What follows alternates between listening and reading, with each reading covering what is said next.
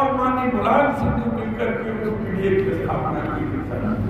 और आपने देखा कि जैसे एक आदमी ने कहा कि हवा में हो गए जय श्री राम, तो उनके सारे नारे ध्वस्त हो गए और उत्तर प्रदेश की में समाजवादी सरकार बन गई और समाजवादियों की सरकार स्थापित हो गई। लेकिन जानते हैं अभी भी आप लोगों को जो है सावधान रहना पड़ेगा। उस समय जब समाजवादी पार्टी की सरकार बन गई और दलित और पिछड़ा और अति पिछड़ा वर्ग के लोग जब इकट्ठा होने लगे तो भारतीय जनता पार्टी और मनुवादी मानसिकता के लोगों के पेट में दर्द होने लगा साथ। वो समझ गए कि जिस दिन ये ताकत मजबूत हो गई, मुट्ठी बंद हो गई और ये गठजोड़ बन गया तो सत्ता का मुंह ये लोग कभी नहीं उत्तर प्रदेश की धरती पर जो है देख पाएंगे सर।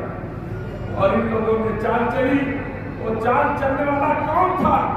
वो चाल चलने वाला लखनऊ का ही जो है कि एक मंत्री था और उस समय कल्याण सिंह जी थे और अटल जी ने इशारा किया और उस समय बहन जी को अंदर से लोगों ने कान भर दिया कि आपके मिली भगत से सरकार बनी है, आप अपना अधिकार मांगिए मुलायम सिंह से कि हमें भी 2.5 साल का जो है कि मुख्यमंत्री बनाना चाहिए।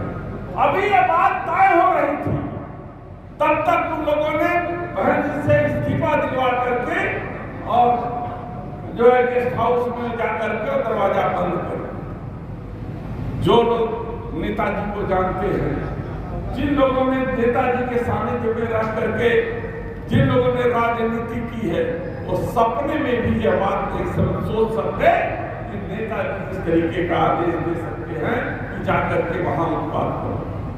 ये साजिश हुई इस गठजोड़ के तोड़ने के लिए और उसका नतीजा यह हुआ कि गठजोड़ में ऐसी दरार पड़ी कि वो दरार आज तक भरने में पीडीए को मशक्कत होनी हो रही है साथ। इसलिए हम लोगों को कहना है कि जो गठजोड़ के कारण आज जो दरार थी, उस दरार को हमको आपस में भाईचारा बांट करके, मोहब्बत करके, जमीन पर लोगों को जोड़ करके, एक दूसरे का सम्मान करके उस दरार को भरना है और जगाना है समाज को। और पी करके जाएगा तो औरत से झगड़ा करेगा, घर में कला होगी और जब कला होगी तो बच्चे शिक्षा से वंचित हो जाएंगे। ये साजिश के तहत सरकार ने गरीब समाज के बच्चों को जो है वंचित किया है। आप लोगों ने बहुत सुना होगा कि बड़ा ढिढोरा पीटा गया था कि हम घरौनी देंगे, हम घरौनी देंगे। क्या हुआ घरौनी? आप सब जानते हैं कि आजादी से पहले और आजादी के बाद ये जो समाजवादी ताकतें हैं वो अपने खेतों में काम करने के लिए वो मजदूरों को लाते थे और मजदूरों से कह देते थे कि जाओ फलाने जगह जमीन खाली है, वहां झोपड़ी बना करके रहो। उन्होंने इसलिए उनको बसाया क्योंकि वहां पर अगर वो बस जाएंगे तो उनकी जरूरत तो उनके खेतों में काम करने के लिए आसानी से उपलब्ध हो जाएगी। लेकिन एक पीढ़ी दर पीढ़ी, कई पीढ़ी वहां पे बसावट होने के कारण एक बस्ती बन गई और जब बस्ती बन गई तो उनका एक मोहल्ला हो गया।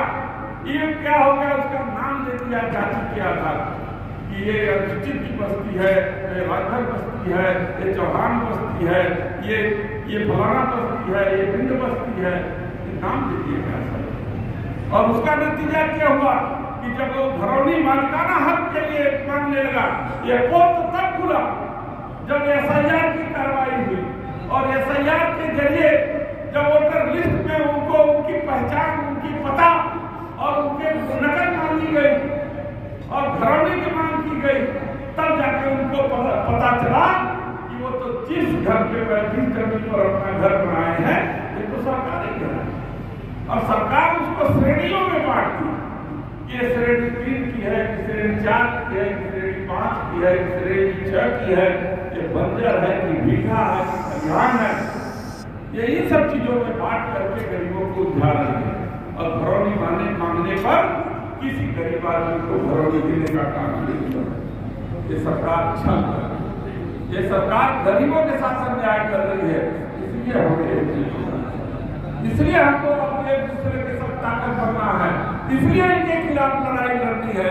इस लड़ाई में जब तक हम मुट्ठी बंद के तरीके से एक साथ नहीं होंगे, अलग अलग होंगे, तो हम तोड़ देंगे। माननीय प्रकाश ने कहा